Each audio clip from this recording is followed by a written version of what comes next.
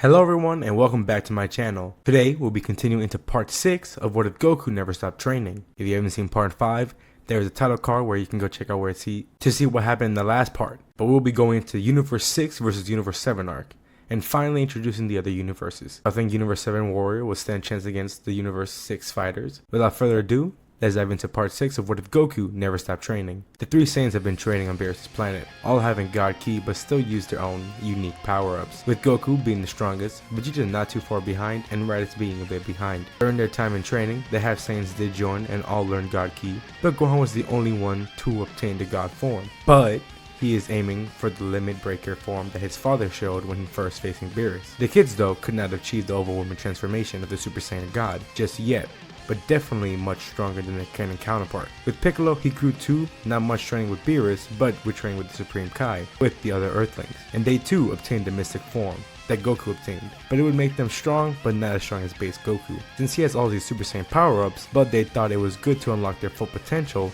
and it does power them up with how much Kaioken they could handle without having to strain their body. Without Frieza ever being revived, there wouldn't be any problem until one day, another purple cat arrives on Beerus' planet, which is Champa, and his own angel, Vados. The brotherly rivalry began with the food competition, but it would remain without a victor, and then Goku gives the idea of a tournament between the fighters of each universe. Champa does agree with a 5-on-5 matchup. Easily the first three fighters of Universe 7 will be Goku, Vegeta, and Raditz. They didn't think of Gohan, and they go ask him to, but currently he is busy with taking care of his newborn and busy with work. He declines the offer, even though he would like to join and test his new power, but he did suggest Goten and Trunks, since it would be a good experience with them fighting, and they have grown pretty strong. Also, Beerus wouldn't need to recruit Monaka to motivate Goku to keep growing stronger, as Vegeta and Raditz wouldn't stop training. They do go and recruit the two young half Saiyans, and that's the full team. They would head over to the tournament for the test to take, everyone passing, even Goku barely passing. Matchup would be the same order, but for Universe 7 would be Goku, Goten, Trunks, Vegeta, and then Raditz. First match would be Goku versus Botamo,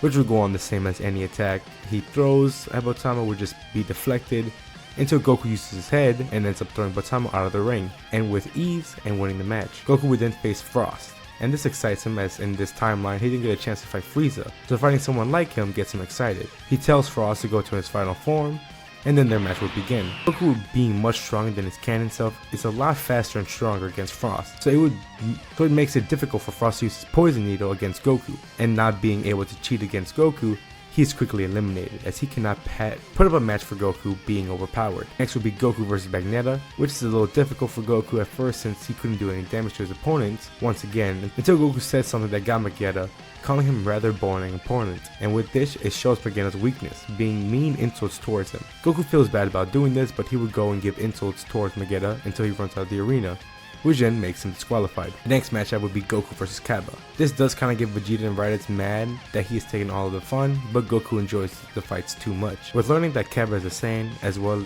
he asks him to transform into a Super Saiyan. Cabba cannot do so, which shocks Goku, but then he takes the time to try to quickly teach Cabba to obtain a transformation. Goku would power down from his mystic form and transform into a Super Saiyan form, which the power shocks Cabba, being stunned as it is possible for him to get great power like that. Goku spends the feeling he could feel to obtain the form, with either intense emotions or having being pushed to the limits. Goku begins attacking Cabba, obviously holding back heavily, but this still gives Cabba to try his hardest. Unlike with Vegeta threatening to destroy Cabba's planet, which is unlocked his Super Saiyan form, Goku was trying to make Cabba achieve the form by pushing him until Cabba would transform into a Super Saiyan, which he does as Cabba unleashes a flurry of attacks, which does take Goku a bit off guard since he is holding back, but he is glad that he had taught Cabba the transformation. He would let Cabba keep attacking until he unleashes a powerful attack, and Goku had transformed into a Super Saiyan 2 to deflect the attack. Cabba shows how tired he is from all the attacks he threw at Goku, which he didn't take any damage, which does somewhat discourage him, but Goku says that he should be proud of achieving this transformation and power. He should begin training more to become more powerful as he strikes Cabba at the back of the neck,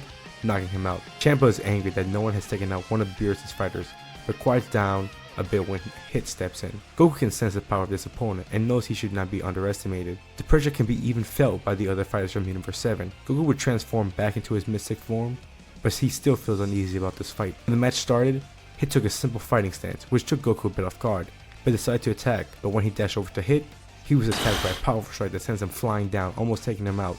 of the arena, which surprises everyone from Universe 7. Goku gets up slowly as the attack did damage him. He was confused on what happened as he did not even see Hit move. This time Goku would try to attack using a Ki blast, but the same thing happened as Hit appeared to not even move, but the blast was destroyed, until Goku realized what was going on. He figured out that Hit could possibly stop time or control it. He knew it could be dangerous to attack him head on. He needed to be able to get to Hit to be able to knock him out or push him off the ring. Goku decides to power up more as he shakes the planet and even surprises Champa with his overwhelming strength. He flies towards Hit and tries to attack him, but he will use his time skip once again, but this time when he punched Goku, Goku managed to tank the attack, which surprised Hit as no one he knows managed to do something like that. Goku smiled, learning what he must do to power up to his fullest and try to attack, which Hit would use the time skip once again when he was moving forward. But when he was moving forward towards Goku, he saw that Goku wasn't frozen, but looking at him during his time skip, which made him panic a little bit, and instead of hitting him, Hit made some distance between the two. Goku just needed a little more power, so he knew what he needed to do. He powered down from his mystic form and began transforming into his Super Saiyan 4 Limit Breaker. When he was doing this, Hit saw his chance and started dashing towards Goku, trying to take him out before he could power up. As once he got close, he activated his time skip and attacked Goku, but once his fist landed on Goku's chest, nothing happened, as a glaring red aura forms around Goku, and Goku breaks the time skip barrier, being in the same plane with Hit. Hit stood there not believing what he was seeing. Goku was the first person to ever break the time skip, and even doing it with him. He asked him how he got this strong when he's been training for over 1,000 years. Goku laughed, explaining he's been training ever since he was young, but learning on the Saiyans race and their strong power did help him, and when he began training with the gods, made him much stronger. Hit takes note of it, but does ask Goku if they could have a match as he wants to see how strong Goku is, and Goku does accept the request. The clash happens entirely in the time skip dimension, and the fight is amazing as the blow they exchange does change the plane they are in. Hit does show how strong he really is, which makes Goku excited and glad that he made this tournament happen, but Goku definitely is much stronger with his Limit Breaker form, as he does attack Hit with massive blows that ultimately knocked him out and stopped the time skip. To everyone else, what they just saw was the instance of Goku being in his strongest form with Hit on the ground. No one saw what happened besides the angels, and this shocks them of the feat that Goku just showed, that they had an entire fight during that quick second and none of the Saiyans were able to see it. Vegeta would be yelling at Goku for hogging all the fights, but he is a bit stunned at how much the gap between him and Goku has increased, but it does motivate him further to train harder and to try to catch up with him. Whis is impressed with Goku's power and notifies Beerus that he will be focusing more on Goku to try to make him achieve the form. Champa is upset that he lost and yells at everyone until Goku teleports behind him, which does give him a bit of a spook. Beerus tells Champa that they will use the Super Dragon Balls to restore his Earth, as Champa would thank him begrudgingly. Goku does laugh, truly enjoying this experience, until the other fighters begin yelling at him for taking all the fun without giving anyone else a turn. Away as we travel into another planet, another timeline. We would expect one of the best villains to be destroying future Trunks' timeline, as the Earth is once again in chaos. For him, with everything being destroyed, everything's actually more than okay. Everything is perfect and amazing, as we pan over to see future Gohan being a great scholar and the rest of the Z fighters alive once again. But how did this happen? But